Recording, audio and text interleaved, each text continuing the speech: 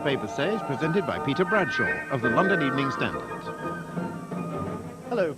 Easter is over, spring is here, the clocks have gone forward, and the cows are skipping, frolicking, rolling on the ground, and doing bicycle kicks in the air with their hooves. The spores of BSE and mad newspaper disease are more or less dying away now, but one of the symptoms is the flashback to earlier psychotic episodes. Does anybody remember Sarah Cook, the 13-year-old Essex girl who sent the papers wild with her headstrong plans to marry the 18-year-old Turkish waiter she met on holiday? The Observer does. Theirs was a love story that shook the world. But the screen version is having problems with the leading man. The Turkish waiter, Musa Komiac, is playing himself in a movie version of their love story. The dialogue, as Chris Nuttall reported from On Location, was a profound joy. Musa. Maybe you will come again next year. Sarah. I don't want to go. Musa. But your parents are going. Sarah. Can I stay? Musa. How can you? Sarah, crying. Now I understand you don't want me, and what you said about fat girls is a lie. I don't know. Mad or not, the newspapers had their eye on some sacred cows, and they don't come much more sacred than Tony Blair, who this week was tempted by the Sunday Telegraph to indulge in hubris and the sin of pride. Why I am a Christian. All right, Tone, we give up. Why are you? My view of Christian values led me to oppose what I perceived to be the narrow view of self-interest that conservatism, particularly its modern or right-wing form, represents. Quite. Tories, I think, have too selfish a definition of self-interest. They fail to look beyond to the community and the individual's relationship with the community. That is the essential reason why I'm on the left rather than the right. Despite the headline, Mr. Blair's article is actually Why I Am New Labour, rather than Why I Am a Christian. The tenets of Christian teaching in themselves are taken as read and prudently left unexamined. So, was the Sunday Telegraph infatuated by the Labour leader's muscular Christianity, or did it just want to give him enough rope to hang himself? The pundits the next day formed into a lynch mob. It was only a matter of time before Tony Blair co-opted God onto his kitchen cabinet. Thundered the Daily Star. His message that Tories can't be Christians and the implication that his brand of middle-class socialism is the only way adds up to breathtaking arrogance. Surely he can't expect the voters to swallow such sanctimonious tripe. Oh, he can. And it infuriated and fascinated the middle-brow Conservative papers in equal measure. On the same day in the Daily Mail, the debate was gingered up by Simon Heffer. What makes Tony Blair think his party has a monopoly on Christianity? He predicted those wavering Tories whose vote Tony longs for Will be deeply offended by Tony Blair's blithe assertion that the Labour Party is the political expression of their religion. Mark Lawson in The Guardian pointed out how revealingly preoccupied Blair was with the figure of Pontius Pilate, agonisingly torn between what is right and what is expedient. He apparently imagined some gruff first-century Alistair Campbell muttering in the Roman governor's ear. I agree with you, PP. The geese is almost certainly innocent, but that's not what the readers' poll in the Galilee Sun is saying. Let him go and you can kiss a second term goodbye. As the pundits' bovine lowing gets out of control, is it too late to remember that Mr. Blair actually began by saying, I do not believe that Christians should only vote Labour. well, yes, it probably is too late, but who cares? Roy Greenslade in The Times accused the Sunday Telegraph of masterminding a News stunt. by provoking angry reactions from Tories for a separate news story. He pointed out, It canvassed opinion from two of them, the party chairman, Primer Winnie, and Anne Widdecombe, the Home Office Minister, before they had a chance to read the article. before we get too carried away, though, we should bear in mind the tiny print at the bottom. Tony Blair was talking to Matthew D'Ancona. So it wasn't actually by Tony Blair as such. What happened is that Tony Blair gave a lengthy interview to the journalist, who then went away and wrote it up in continuous prose, in the first person, and the finished product was cleared by Tony Blair, and undoubtedly Peter Mandelson and Alistair Campbell as well, for publication under the leader's name. But surely Matthew D'Ancona played some part in shaping and guiding Mr. Blair's printed thoughts. How pleasingly symmetrical, then, that D'Ancona was able to publish a column in the same paper, in which, with remarkable intellectual agility, he was able to answer Mr. Blair's ghost-written arguments immediately. The Tory faith of Tony Blair. He says triumphantly. The Labour leader says he is a Christian socialist. The irony is that he sounds more like a Christian Tory. And who could have helped to make him sound like that, do you think? Well, the Labour leader knew what he was doing, and as an example of pre-programmed press controversy, Tony Blair's goody two-shoes Christian apologia was a classic.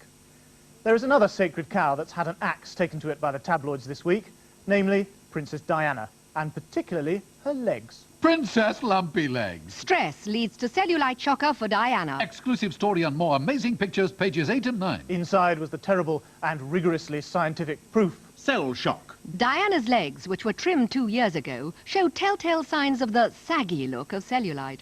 That's right. The paparazzi, those paragons of old-world courtesy that hang around outside Diana's gym, have made the astonishing discovery that Princess Diana is getting older.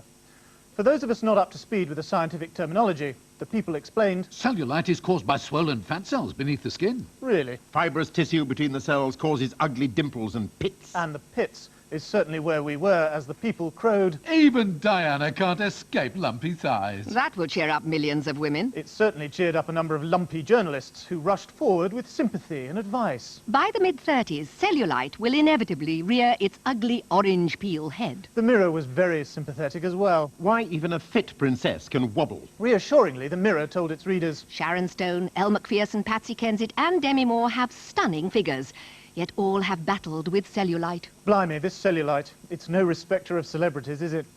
Well, what effect can all this attention have had on the lumpy-thighed princess herself? Was she delighted by the sincere outpourings of sympathy and scientific and cosmetic advice? Believe it or not, no. Nice coat, but don't mention the cellulite. Princess Diana, who once seemed to revel in displaying her firm thighs as she went to and from the Chelsea Harbour Club, was overcome by uncustomary modesty yesterday. How very unsporting of her. Experts believe the stress of the bitter divorce negotiations over the last few months may have contributed to the unwanted orange peel appearance of her thighs. Well, thank heavens for those experts, eh? Without whom this would be a crude and unpleasant exercise in misogyny and voyeurism. The Daily Mirror sensitively revealed that Diana went to inordinate lengths to avoid being photographed. The Mirror described Di's cellulite shuffle. a 6-step routine for Diana to leave her health club and get into a car while facing the wall the entire time. 1. Setting sail out of the harbour. Your workout is over and you're feeling fit. 2. Take the stairs, but no staring. Now this is tricky if they're going to snatch you. It's now, walking down the steps. 3. The rheumatic drill is a pain. Now, stroke your wall, take it slow. It's your wonder wall, oh yeah. 4. The Taj Mahal solo step. You stand there all alone in the middle of the car park. 5. Escaping a near miss. Keep your eyes trained on the wall. 6. The car, and back to base. Okay, you've made it to your seat. Is Diana a sacred cow that the tabloids have finally driven barking mad? It certainly looks like it from those pictures, but Diana fiercely denied the whole business. I have not got cellulite. She insisted. It was just marks on my legs from the leather car seat. The Mirror had a different line. Diana. It's a fat lie. I don't have cellulite. It's bar stool marks. She had been on a bar stool for some considerable time, and the marks were imprinted on the back of her legs. It didn't convince the Mirror, who asked their readers to adjudicate. Was it the bar stool? What a lump of lard. Charming. Eventually, the paper shyly revealed that Diana's new plan was to be accidentally photographed in perfect shape, and claimed, she says, That'll show them. And those ghastly people who had the nerve to suggest I have a cellulite problem. well, Princess Diana has arguably done well from those ghastly people in the past. But this ungracious and ungallant story about the meaningless issue of cellulite is the shape of things to come, as the tabloids collectively decide that the story is no longer how beautiful Diana is, but how old she is looking. It's in a similar vein to an unpleasant tabloid trick of snatching shots of famous women, and it is only women looking off guard and unmade up in the street. Leslie Joseph, Sarah Lancashire, Amanda Burton, Paula Yates, Ruby Wax, Princess Diana. You've got to wonder how well those male Adonises taking the pictures and writing the copy would stand up to similar treatment. Elsewhere in the press, there was still the odd mad cow to be seen thrashing in the pasture. There's a strange calm after the storm tone to the press coverage now, after the ferocity of the past few weeks. Mad cow alert. Mad cow alert. Mad cow alert over kids. Farmers facing ruin as Britain is gripped by mad cow scare. It's mass murder. 4.5 million cows to be slaughtered. But as this panic spreads away from us, it leaves behind a strange note of unreality. The Sunday Telegraph reported solemnly, Ministers plan to dump mad cows in the sea. a horrible image there of Douglas Hogg and Stephen Dorrell with a gibbering cow under each arm, marching down to the beach under cover of darkness and then heaving them into the surf. Not the only way of getting rid of them, of course. The Financial Times, with a straight face, reported, The scheme could use cows for power. Power stations could soon be burning cows in place of coal if the government gives approval. let's hope they do, but we could export our psychologically challenged livestock. Hindus in India who regard cows as sacred are offering to save some from British abattoirs and give them religious asylum. The Sun reported another wizard wheeze. Britain's mad cows should be shipped to Cambodia and allowed to roam free to blow up millions of landmines, it was suggested yesterday. I'm sure Cambodians will be chuffed at the idea of being showered with bits of British mad cow after an ear-splitting bang. When they're not exercised about eccentric bovines, the papers get agitated over degenerate youth culture. And as far as they're concerned, no one gives them more of what they want in this department than the Manchester band Oasis, fronted by the legendary brothers Noel and Liam Gallagher. Recently, Noel spoke to Melody Maker. What people got to understand is that we are lads. We've burgled houses and nicked car stereos, and we like girls, and we swear and take the piss. Unfortunately, and with deeply embarrassing timing, the boy's mum, Margaret Gallagher, appeared and denied it all. As far as I know, they were never involved in any crime at all. They were just normal boys growing up. However, some stuffy old bores were not convinced. So when Roberts, Conservative MP for Conway, said, If they are owning up generally to burgling, perhaps they would help the police by letting them know which houses and which premises they burgled. Some sort of Blur fan, I suppose. The lads were gloriously defiant the next day, and when Liam arrived at Manchester Airport, back together again with his girlfriend Pansy Kensit, he repeated Noel's claims to Patrick Mulcrone of the Mirror. we did 'em, and I might even do another one tonight. Yes, I'm going to do another one tonight, and it could be your house. By this time, it was dawning on the papers that they were indulging in the last pastime Noel had mentioned, that is, taking a piss. But it doesn't matter. The papers love Oasis because for the first time in ages they've got a proper rock band that do proper things like drink, take drugs, and couldn't care less about the Amazonian rainforest. The interviewers simply love it when the Gallaghers talk dirty. So, Noel, what did you think about Jarvis Cocker's anti-Michael Jackson protest? We said to Jarvis afterwards that he should have done more. We told him he should have nailed that Jackson. He was that close, he should have headbutted it. Here's how the Sunday Times showed the creative dynamics between Noel and Liam on tour. Noel. You'd better bleep off, mate. Liam. Yeah? Noel. You'd better bleep right off. Liam. I'm going to sit over here. Noel. Right, you sit over there. Liam. You better bleep right off. Noel. No, you better bleep right off. Liam. You better bleep right off. Well, Noel and Liam eventually had to agree to differ on the now rather vexed issue of which of them was going to bleep right off. Almost alone among rock superstars, Oasis do not hide behind agents and spokespersons.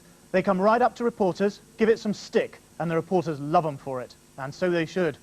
On tour in Milan, Liam took the Mail's Ed Verity aside to say how bitter he was that Noel had been given a Rolls-Royce from their record company. I'm more of this band than he is. I'm the talent. He hasn't even got a driving licence. What am I given? A shirt from Stone Island. The highlight of that tour is that the band gave reporters what they've always dreamt of, a proper, traditional, smashed-up hotel room. Ready?